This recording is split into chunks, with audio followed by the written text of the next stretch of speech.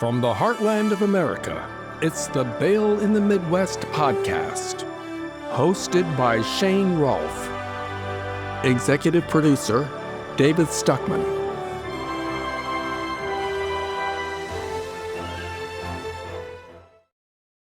Hello and welcome to the Bail in the Midwest podcast, where we explore a variety of topics related to bail, pretrial release, and the criminal justice system in the Midwest. My name is Shane Rolfe. I'm the Executive Vice President of the Kansas Bail Agents Association, and I've worked in this field for the past 40 years. Now, as with most podcasts, we normally record this a couple days before they air, and this one's being recorded on Thursday, July 2nd, just a couple of days before Independence Day. This is the 250th anniversary of the signing date of the Declaration of Independence, so it's an important date.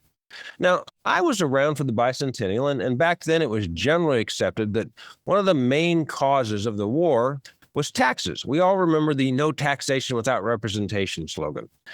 Now, when my son was in Boy Scouts, I taught a merit badge class on the law, and where we went over some of the seminal legal documents in history, things like the Code of Hammurabi, which was written almost 4,000 years ago, and especially the Magna Carta, which was originally written in 1215. You know, contrary to the Russell Crowe movie, Robin Hood was not involved in the signing of the Magna Carta. But the Magna Carta, or Great Charter, was one of the first major documents that embraced this concept of the consent of the governed. In the case of the Magna Carta, the general idea was the king could not tax the barons unless a council of barons consented to the tax. No taxation without representation. This was basically the first steps towards an English parliament. Many of the basic tenets of the Magna Carta found their way into the U.S. Constitution and the Bill of Rights. And among these rights was the right to bail. 60 years later, after the signing of the Magna Carta, the Statute of Westminster further refined the concept of the right to bail. Now, I don't want to go too far down this rabbit hole on the origins of bail, so I'll try and bring this back around.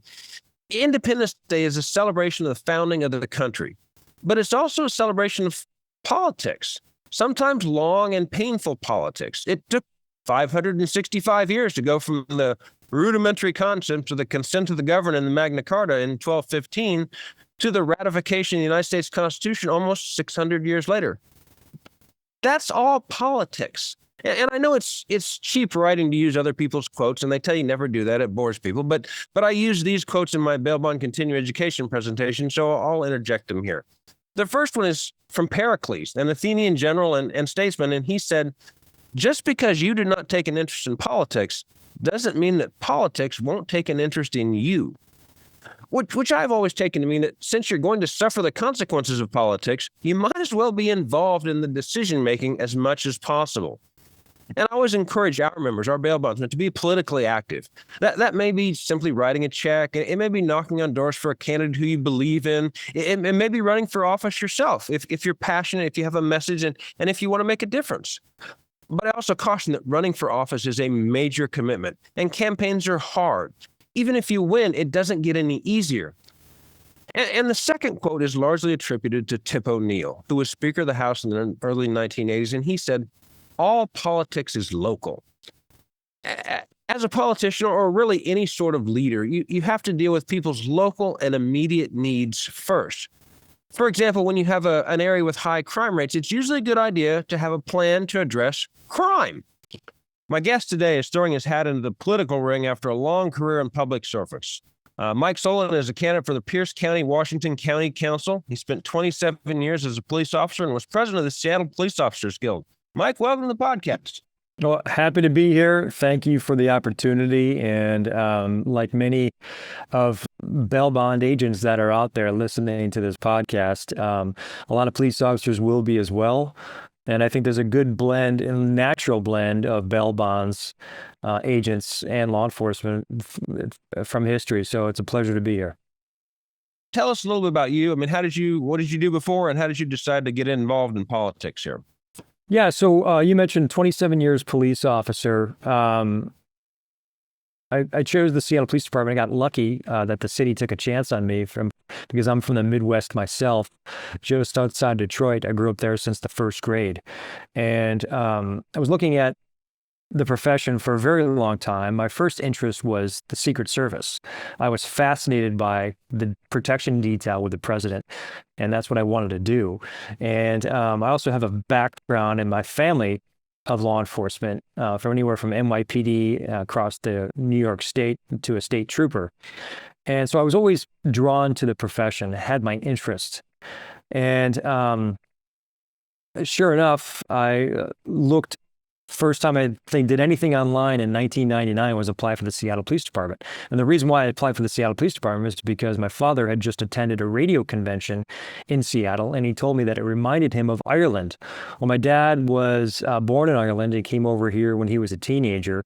And in fact, I'm a dual citizen of Ireland because of his heritage, and I just love the climate. And I was like, well, I should check it out. And sure enough, got lucky. They hired me, and I'm indebted to the agency because I think it's an incredible agency, extremely well trained, professional, and I can't say enough good things about it. But for me, it's worth protecting, and so 27 years is a long time. I did patrol operations. I was a detective in the gang unit.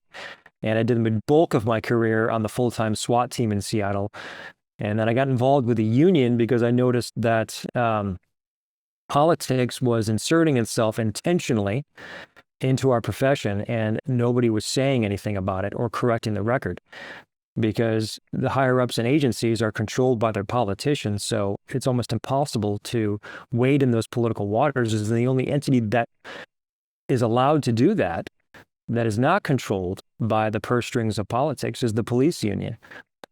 And that was my platform to advocate for law enforcement. And I rose through the ranks of the union, was elected by the membership to be on the board of directors. And then I became ultimately the president of the Seattle Police Officers Guild in 2020, a month before the riots.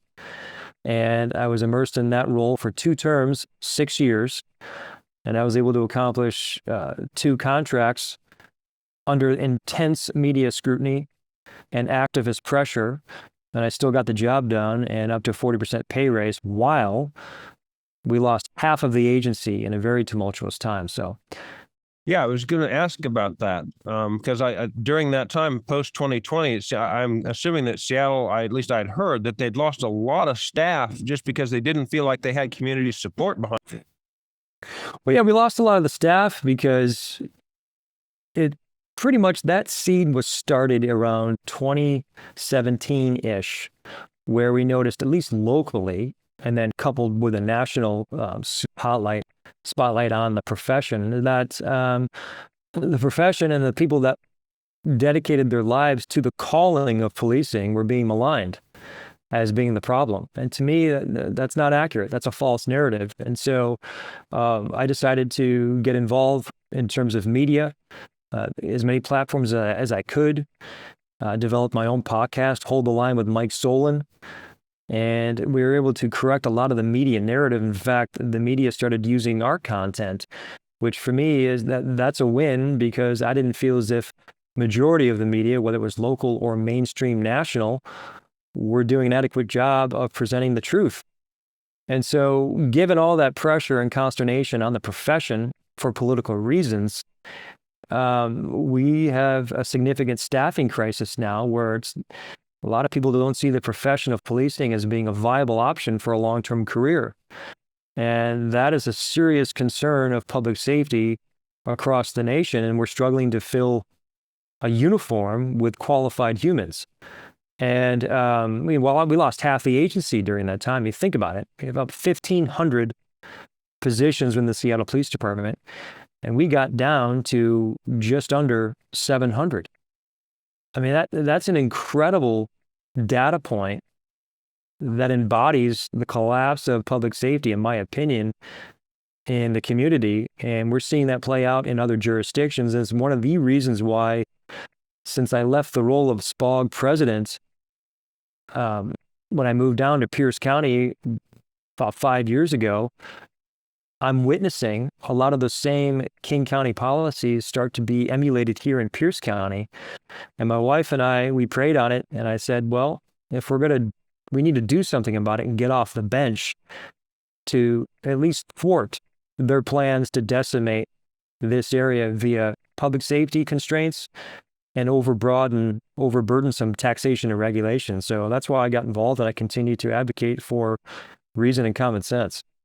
Well, and one of the things that I was always coming back to on this, right now we're seeing studies and reports that shows crime is falling. And so, I mean, and murder rates actually, I mean, I think that's pretty easy to track murder rates. So we know that they're actually falling. But other crimes, if you cut your police department in half, how many people stop actually even reporting crimes because you don't have the staff to respond to them? I mean, is crime really coming down? I read some stuff on Tacoma, which is in Pierce County there, that it's one of the most violent, larger cities in the country. I mean, just as far as the county itself is what, almost 1 million people in the county, and then Tacoma has like 250,000 people within the city. Am I remembering the numbers right? Yeah, in terms of the population, I think you're spot on. But more important to your previous data point about crime falling, well, I think it depends on where you look. It depends on what state you reside in and what urban areas comprise that state. And I think the numbers aren't necessarily accurate because your second point to when you mention crime is falling is because people have stopped calling 911 in the high propensity numbers that they were prior because police aren't responding to a lot of these calls. And so then what's the point of calling 911? And that's what I think has led to this statistical drop in crime numbers. And now you have local politicians and media pushing that crime has fallen. It's in a reaction to the post-defund movement to try to cover up for the complete evisceration of public safety numbers. And Pierce County is not alone in that conversation because Pierce County is the second largest county in the state of Washington. And they have the least amount of deputies per capita, not just in Washington state, but in the entire nation. And when you have 76% of a $3.5 billion biennium budget from Pierce County dedicated to public safety services, how do those numbers meet reality if we have the least amount of deputies per capita? That's a big number to spend on public safety resources. Where's the money going? And I think we have a spending problem and an allocation problem, and that coupled with the targeting, the intentional targeting of the profession in and of itself has led to a lack of morale by people that are still in the profession. They have left the profession. And now you have other competing jurisdictions offering more money, signing bonuses to entice qualified police officers to fill their ranks. So it's become a very competitive market. And so the loyalty that one would have to a certain department doesn't necessarily exist anymore. And what people are seeing the profession evolve into, it is no longer a profession as a calling. The defund movement and the political targeting of the profession has removed the human urge for that calling because it's so lawfully dangerous as an employee, as a police officer, to do the job of policing. Because if there's a slight opening politically for a mistake, the media will excoriate you, the political heads will excoriate you, and you're going to be left holding the bag. So a lot of people don't see this as a viable profession anymore. So then the only thing left is to provide benefits and better pay to bring people into a uniform. And given all that consternation and talking point, they've also lessened the standard to a degree. Sure. In terms of vetting whoever is a qualified employee for future police employment. So it's a double-edged sword, but one that I think through leadership, at least under my tenure, and I think it's continuing, the only advocacy out there is police unions across the nation, because we were the sounding block and we still are leading the public safety conversation, because you're not getting that from department heads because they're politically aligned, whoever is in office, and their jobs would be on the line if they went against them politically and publicly. Yeah, we've seen that a lot in some of these high profile cases. And you're like, why isn't the chief of police out there, standing right behind and right next to their officer? And I mean, a lot of that we saw, in Minneapolis around George Floyd. And, whatever your feelings on that situation were, normally the police department would at least close ranks a little bit and try and put on, us saying, hey, we this was our training and we changed this training, so we went back to old training, or whatever the arguments were. But it was just, okay, we're cutting this guy off to twist in the wind. And in Seattle, what was it? Was it the third precinct? Am I remembering the numbers right? That the mayor basically had them demand an entire police station there in the what is it, the Chaz or the Chop zone? Yeah, that was in 2020, the summer of 2020. Right. It was first called Chaz, and it became Chop. Right. And it was 3 weeks where we abandoned the East Precinct. And the result of that was chaos. You had 2 murders, multiple shootings, robberies, rapes. I mean, that is an example of what not to do. And when you remove public safety services to a community, lawlessness takes over. It's just human nature. That's not hyperbolic conversation. That's what occurred. And to me, that's a tragedy. It was needless destruction of life, all because people did not lead from the front. The Seattle Police Department had nothing to do. I can't speak for the Seattle Police Department. What I would say is the police officers that do the public safety services within Seattle had nothing to do with George Floyd's situation. But yet we were ground zero for the riots. We had 200 officers, more than 200 officers, injured, many of them with career-ending injuries. I mean, you're talking metal, frozen water bottles, improvised explosive devices, baseball bats, anything they can get their hands on when nighttime came around where these officers were assaulted. And all we were doing was our duty. Right. Protecting the city itself. And at the same time, another group of unreasonable activists, as I always refer to them as, firebombed our union hall. And then those same people marched to my private home, all to intimidate, to silence. And they continue that effort in terms of going after the funding resources. And now what you're seeing is trying to have alternative forms of policing, unarmed civilians try to take over the role by police officers to try to uplift public safety. And that became and it still is a focal point in Seattle in terms of contract negotiations. And so it's a balance. You have to be able to work in these blue cities, particularly in Seattle, with progressives and moderates to get business done. And I was able to do that despite the activist pressure and the media hits, against me. And I'm very passionate when it comes to not allowing that to continue in the area that I call my home.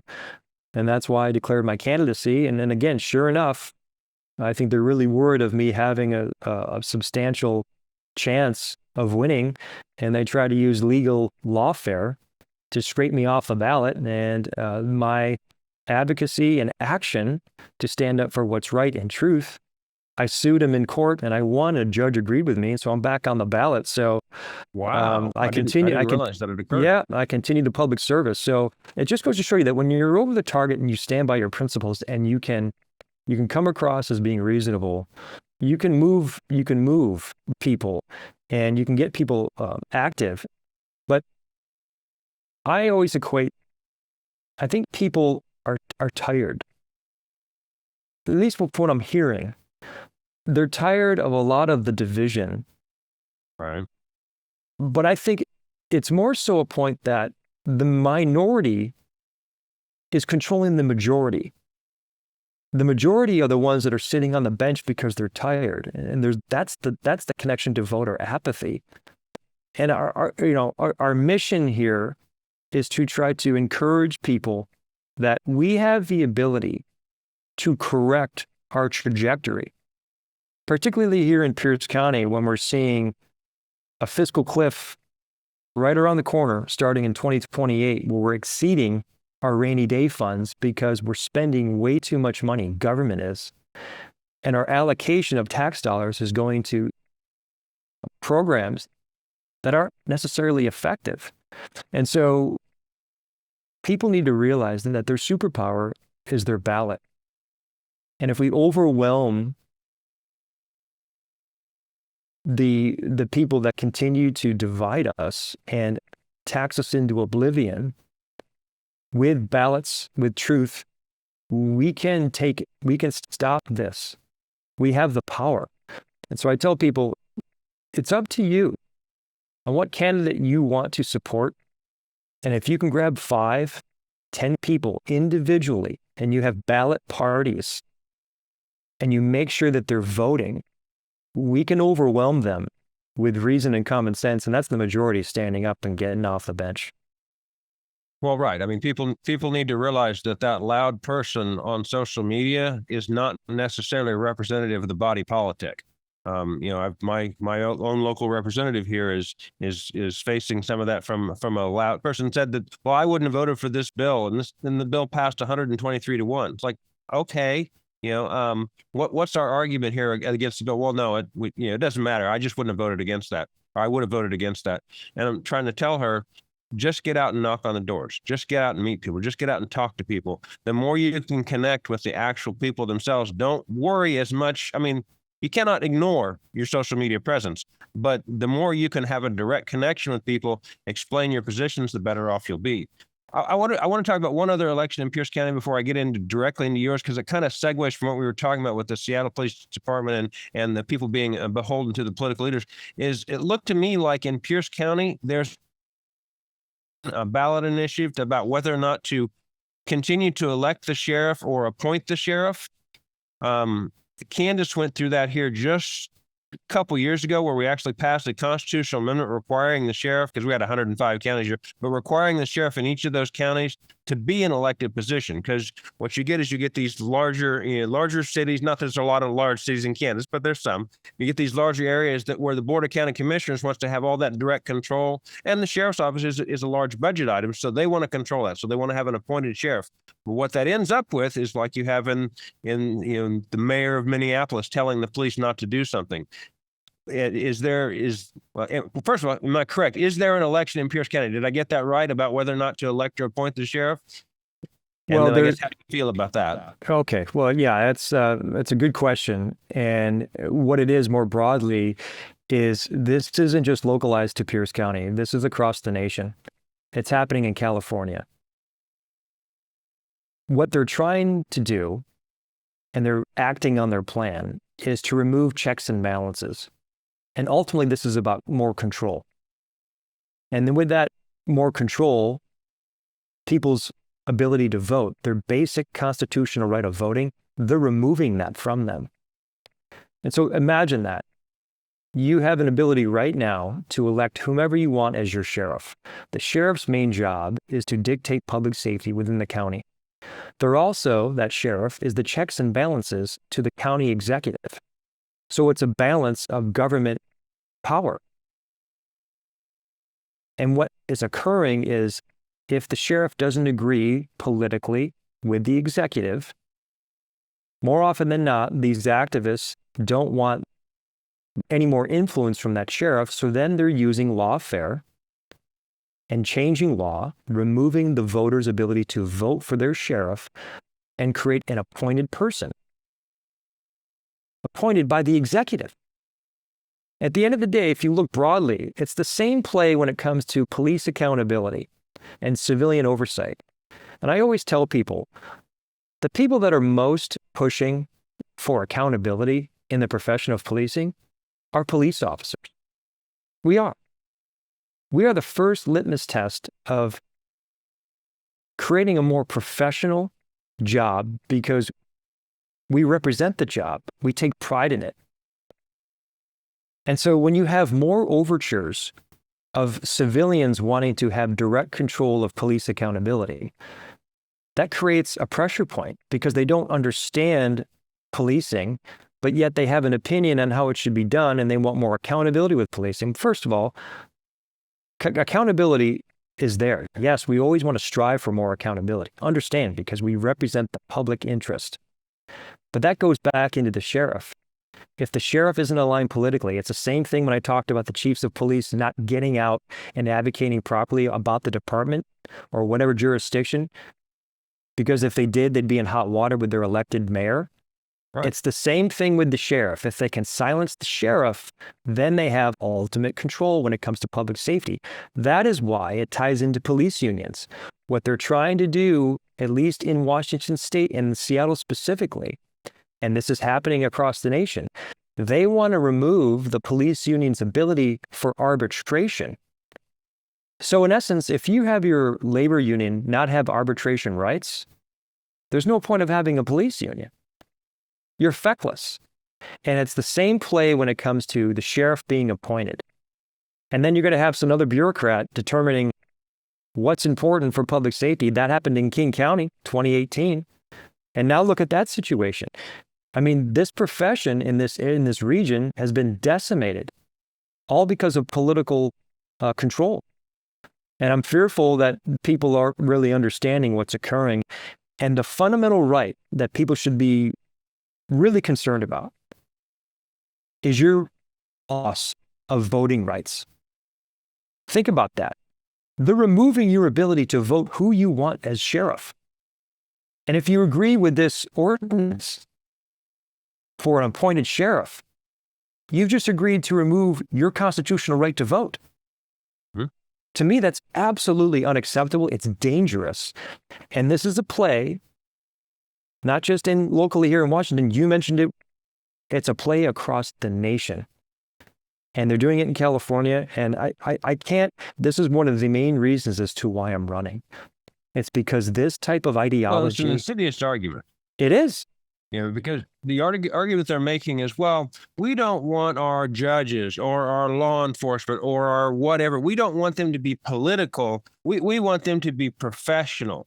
Well, so then you're basically taking away that accountability. You're taking away any input the citizenry has in who actually governs. I mean, I don't want to get too crazy in here, but it's anti-American. It's the whole idea that we, as the governed, get to choose the representatives, the people who are going to govern us. And there's so many things where they're basically just pulling that away. Well, you don't want somebody elected for the Register of Deeds. That's just a functionary position where they can, they just file stuff. It's like, well, yeah, I see the argument, but where does that stop? Where do we get to just, there's a handful of people that get to run everything. Anyway, I don't want to get too crazy on this. Let's talk about Pierce County on this. So the Pierce County Council, is that a city manager and county council, or a county executive and council, or how is the organization of the council itself that you're running for? Yeah, sure. No, there is a county executive elected, okay, and there are 7 districts within Pierce County, each having a council member. Pierce County, as you mentioned earlier, just under 1 million people, and it's a very, very large area, second largest county in the state of Washington. So the District 7, the council position that I'm running for, the county position, incorporates parts of Tacoma, which is North Tacoma, an area called Ruston, and then you have Gig Harbor, Fox Island, and the Key Peninsula. And it's a large, large area, and there's a division of water that divides the district, and that's the Narrows Bridge.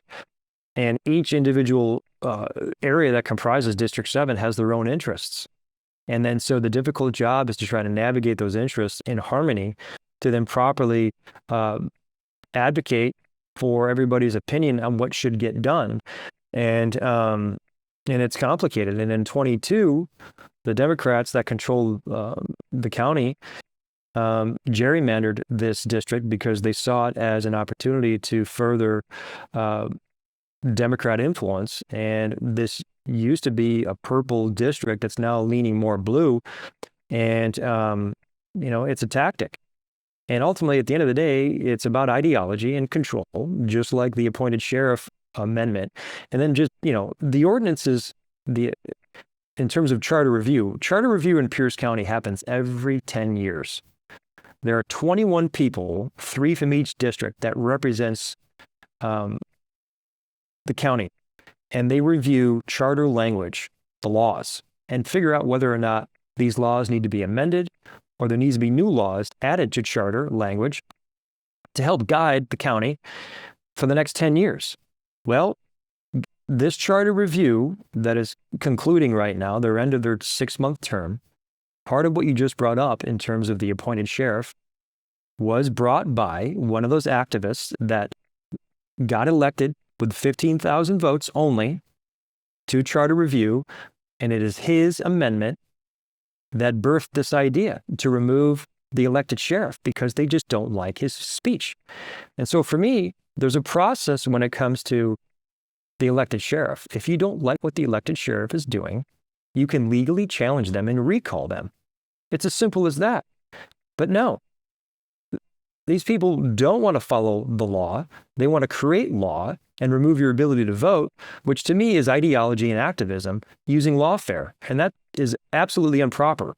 And it's the same energy when it comes to county business at this charter review. That not many people know about charter review, and I don't blame them. But this is what I'm talking about in voter apathy and not understanding of what's occurring. And you mentioned it just a few minutes ago. There was a person in the charter review on the dais that boasted out free Palestine. Oh, and you know, and so has a lot of control over that, right? Yeah, there's no control. And so that's what I'm saying. It's like the activists and pushing ideology gravitate to these low-level positions, and that's how they start their change from the ground, and that impacts everybody. It impacts the majority. That's why I'm so emphatic that people need to get off the bench immediately and remove any thought, in my opinion, of saying my vote doesn't matter. What's the point? No. That is the point. Your vote does matter. And if you, with your ballot, can hear a call to action to grab 10 people and they have their ballots, you have a ballot party, you fill it out, that's action where you can stop this activism from controlling all of us. And you can protect your right to vote, which is electing a sheriff. Regardless of what you think about the sheriff, that's your business.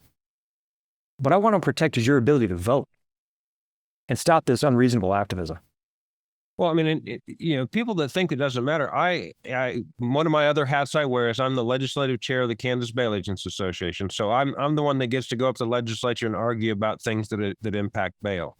And so I get to meet lots of different legislators. I know at least 5 legislators over the last 5 years that are in or out of office by less than 10 votes.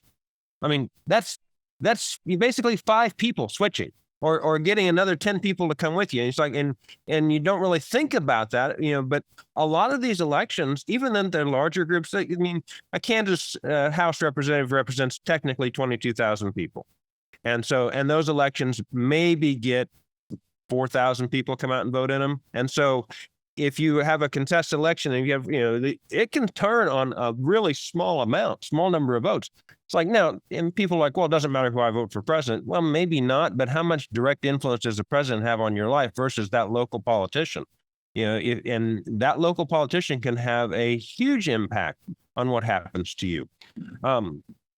I don't want to get too far down there, but so the election itself, is it for the county council? Is it a partisan election where there's a partisan primary, or is it a top 2 vote getters go from the primary to the general? It's a top 2 out of the primary go to the general. Yeah, so okay. I'm in a primary fight right now. Primary is August 4th. And I need all the help I can get to at least have a chance to flip Pierce County Council back to rational, common sense policies. And I think that's why they're putting so much energy behind trying to knock me out using lawfare and whatever. They've also come after my signage. So, I'm used to this level of activism, and because of my leadership within Seattle, and I was able to navigate that and overcome it because it is false narratives. And if you have the courage to push back against that, you know that you're based in truth and common sense and doing the right thing. So that's your cloak of, I would say, that's your shield of protection. And that's my motivation. And but doing that, I was able to secure two police contracts with the city of Seattle without compromising my values, working with progressives and moderates. So you can do that. You just need to be strong. And that's why I advocate for people, the voter electorate. Be strong and fill out your ballot. We can do this. It's that simple. So for party platforms, I mean, if you're running there, and I'm assuming you're running from a pro law and order standpoint, let's make sure we have, rational enforcement of laws. We're focused on, public safety issues, quality of life issues, that sort of thing, to make the 7th District, Tacoma, Gig Harbor, all these places a better place to live than it is now. I mean, one of the studies I read was that they're anticipating 237 rapes to occur within the city of Tacoma for 2026. I mean, how do you get around me? What can a county councilor do to have an impact on that? Tell us some of the things that you'll be able to do as county councilor that the current people aren't. Well, my Without platform, going personally against them, just what are some of the things Oh, you yeah, can do? no problem. Well, for people to unpack a little bit more about me, they can go to solanforpierce.com. Okay. That's SOLAN for pierce.com.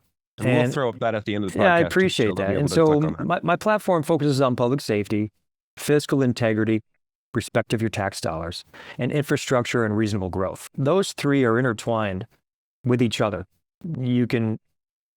You can wade in between those three talking points because they're all connected. We have a spending problem in Pierce County, and there's an allocation problem.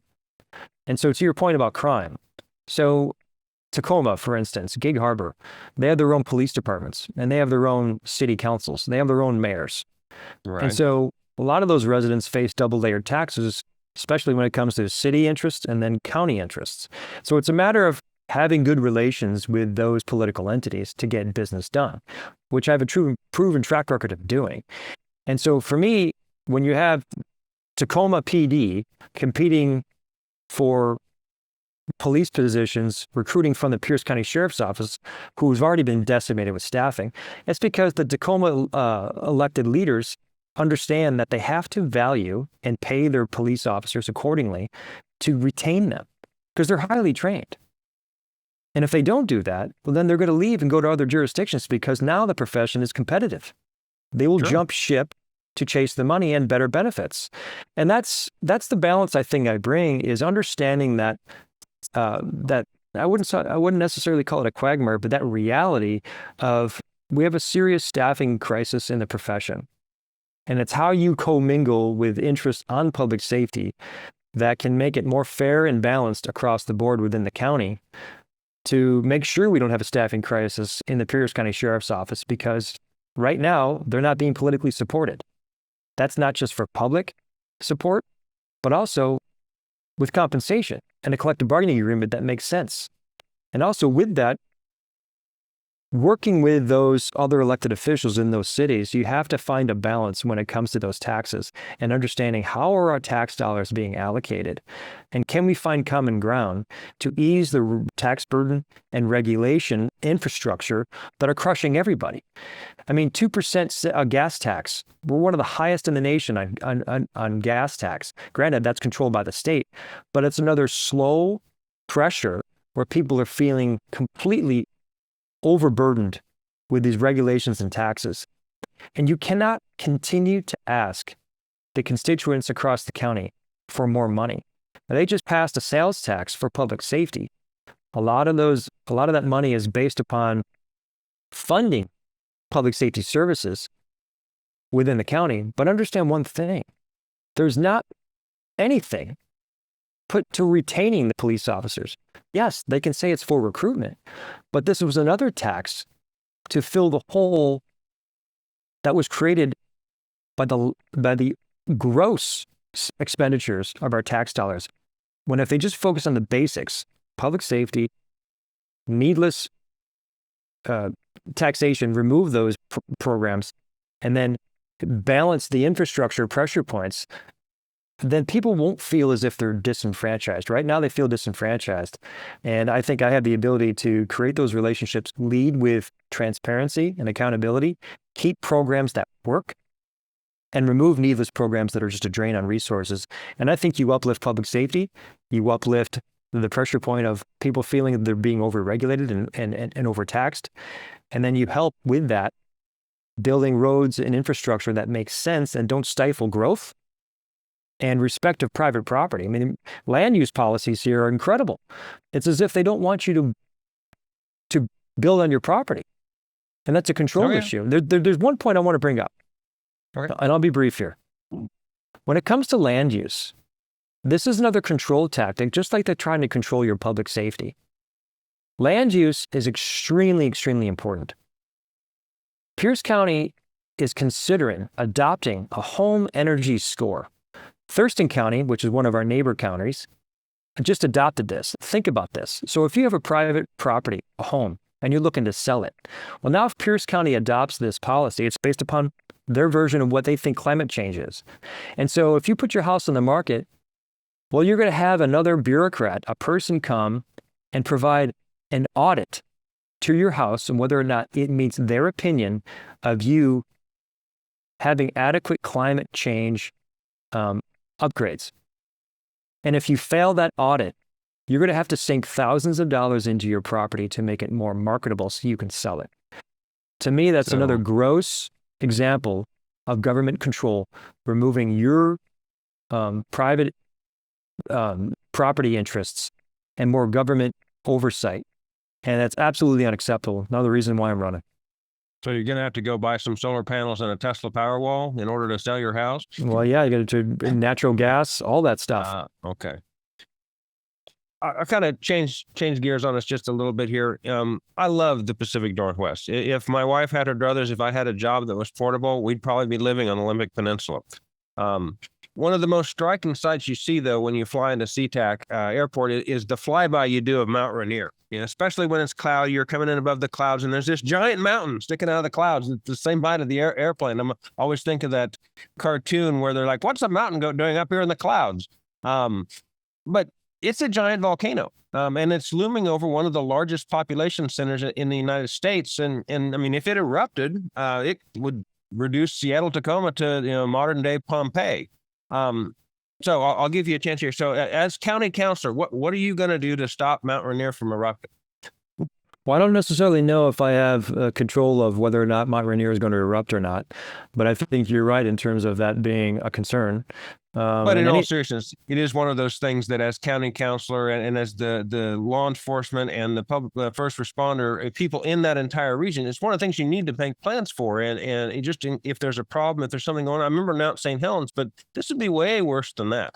So, I mean, is this the sort of thing that you need to plan for?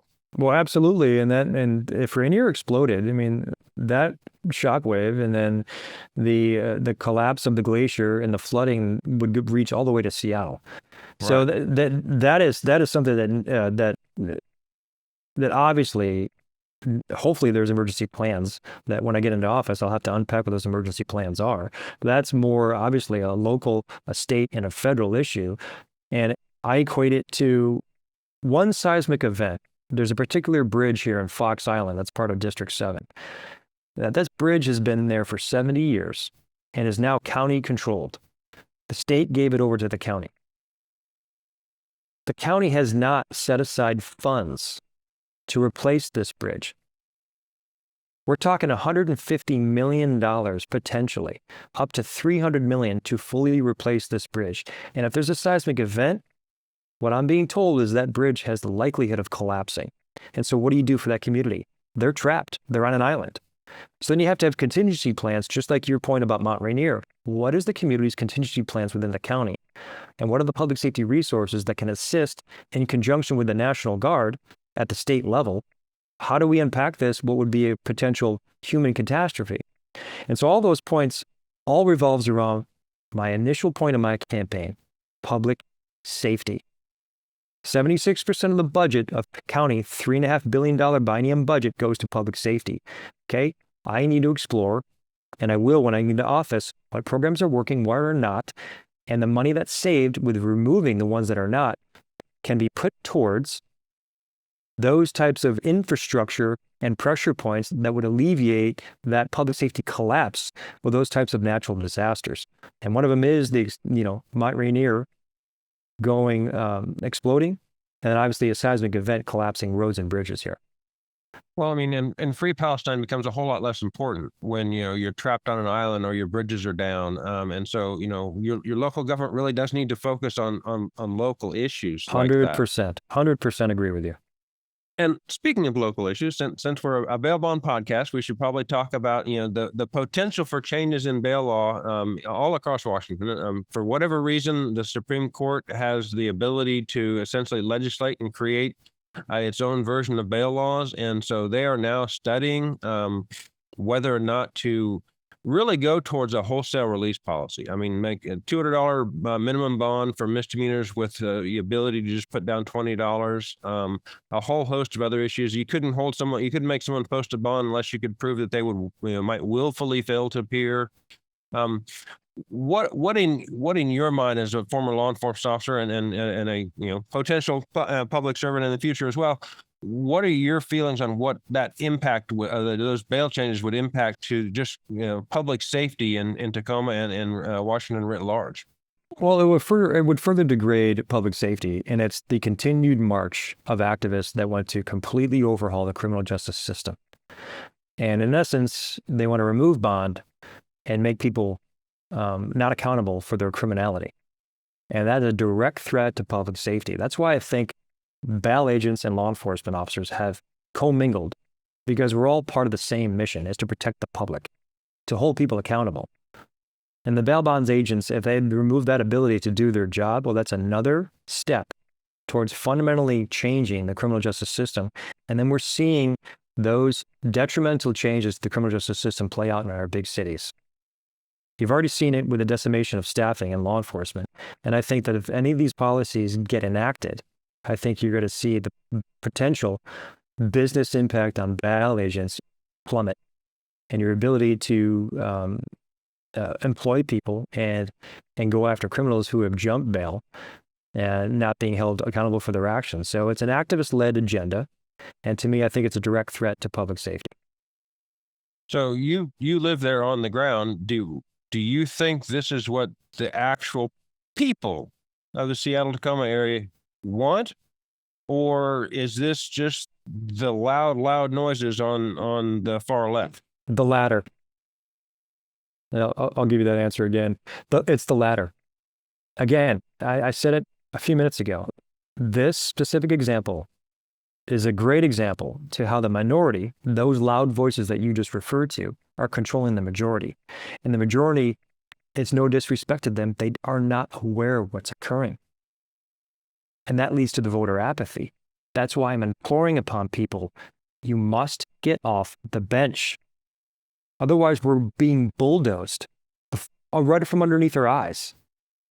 And then now the next cog in this public safety redraft, this criminal justice reform, the target's on bail bonds.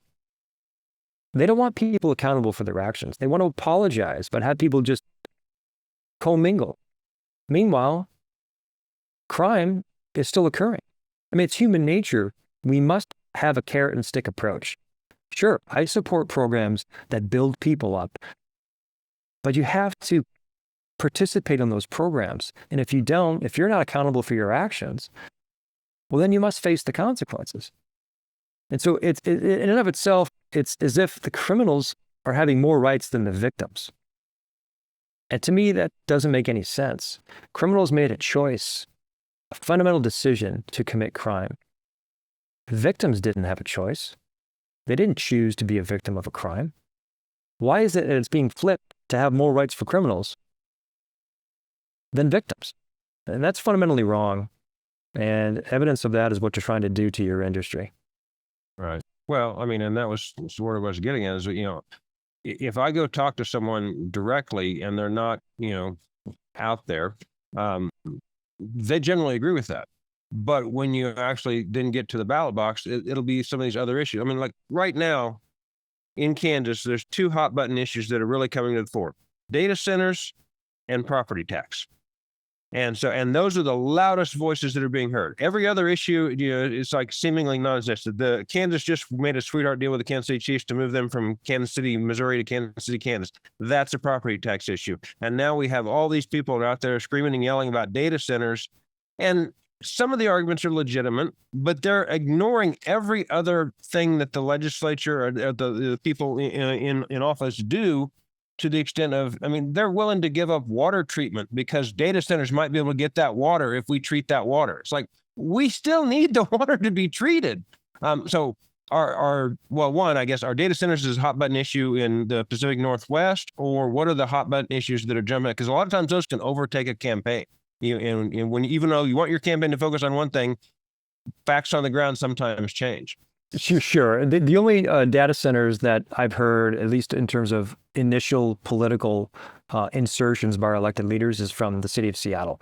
I have not heard that more locally here in Pierce County, but I wouldn't doubt that is going to be part of these conversations.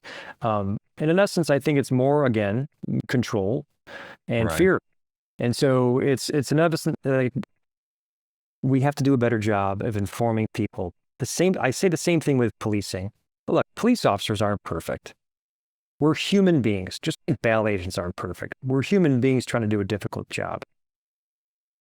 It's the same thing when it comes to your point about data centers. We have people pushing a narrative out there. I push back on the anti-police narrative, and I continue to do so because it's based in falsehoods. Doesn't mean that all cops are perfect. Some of us make mistakes because we're human. The same play is at hand when it comes to data center fear-mongering, and it becomes a balance of control. The people that are in control want to keep that control, so they're going to say things that push for more control of that industry. And what I want is full transparency on anything public money affiliated. What's the fiscal note? How do you justify the data of that money expenditure? And then if you want to bring in data centers part of this conversation, then help me understand what the government interest is with that. How much money will it take? And that tells the public that collectively we're off the bench, we're in the game, and we understand the issues. Policing does a horrible job of explaining our actions because most people don't understand police actions. A lot of people, majority of us, are law-abiding. They only interact with a cop who pulls them over for speeding, majority of the time.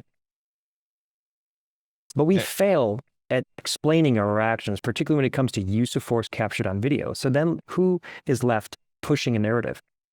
It's media using a 5-second clip of what appears to be violent, because use of force is violent. Let's be truthful. Sure. But there's context to that more often than not. And more often than not, the police are trying to do the right thing. And so, but who's explaining those actions, informing the public of those actions? And is it reasonable? That's why I think if government is going to take a position on data centers, then by all means, please explain why and be transparent about it. And what's the fiscal note attached that has taxpayer money attached to it? Go ahead and hit us again with the three main points of your campaign to get people to come out and vote for you. What are the issues that are really your core issues, and we'll close it off there. Yeah, I appreciate that. You can find my issues at solanforpierce.com. We've got some campaign videos, the social media. What I implore upon people is to like, share, and subscribe. Donate whatever you can. If it's $5, $10, whatever helps. $5 helps get me a sign to get out there. It puts name recognition out there. My campaign focuses on 3 basic government issues: public safety, fiscal integrity, and infrastructure and reasonable growth. They're all intertwined, and they're based in common sense. They all wrap around public dollars and transparency. If I'm expending your public money, then I should explain why. And I also should have data, to your point on data centers, I should also have the data which justifies those expenditures as being based in reason and common sense. Reason and common sense is what my platform is, based on those 3 fundamental components to what I think are 101 government responsibilities. Right now, we're seeing a breakdown in public safety. There's a spending problem of taxpayer dollars. There's an allocation of those taxpayer dollar issue. And then the infrastructure, we have roads and bridges not yet paid for. And one seismic natural event could fundamentally, catastrophically, really hurt our quality of life here. And then land use grabs. The control from people in power right now, they want more of it. And to me, that's unreasonable, and they're not backing those actions up with data and talking points that are based in reason and common sense. So I implore upon people, get off the bench. That's your call to action. We can fundamentally change our course of action here. Really positively support the bail bonds industry. law enforcement, because they're all intertwined in public safety. It's up to every one of us. Because what the other side is doing is that they're removing your ability to vote for control. And if we focus on those issues, which is one, just vote, then we have a significant chance here of changing our trajectory. And right now, our trajectory does not look good. But if you vote for the right candidates and you support their platforms, ultimately your superpower is then voting. And you can change our trajectory in the positive way. There is hope. So this is a reporter type question. So would you agree with this paraphrase of what you said, that basically we're spending more than we ever have and we're less safe than we've ever been? 100% agree with you. And I think you just summed it up from your past reporting experience succinctly. I really appreciate you being on, allow me to be on the platform. You guys seem based, and thank you for standing up for what's right. Thank you very much, Mike. We'll throw up your website here at the end of the podcast. I'll do a close and all that stuff. But I really do appreciate you taking the time. I love talking to politicians. So Well, I'll correct you there, Shane. I'm not a politician. Okay. I be politicians then. Well, yeah. I mean, but I'm going to be a different politician if I get elected in office. I'm going to be a politician that actually is based in community and actually listens to community. That's one of the reasons why I'm running, is because our current politicians aren't listening to people. That's why voter apathy is real. And so, let me for rephrase me, politician to experienced leader. Then that sounds better than politician, right? There you go, buddy. So I just influenced you. Good job. All right. Thanks a lot, Mike. Okay, pal. We would like to thank our guest, Mike Solan, for taking the time to talk to us today. Mike is running for Pierce County, Washington County Council. You can find more information at www.solanforpierce.com. That's SOLANFORPIERCE.com. Washington State is facing the very real possibility of a very anti-bail, pro-crime agenda from its Supreme Court. Whether or not this goes through, those local communities will need tough-on-crime politicians in place to protect the citizens. It really is a quality of life issue. So if you live in that area, check out Mike. But please join us on the next episode of the Bail in Midwest podcast, where we'll continue to bring you critical information and conversations with people involved in the criminal justice system. For more information about Mike Solan, please visit him on the web at solanforpierce.com. Join us again next time for the Bail in the Midwest podcast, hosted by Shane Rolfe and executive produced by David Stuckman.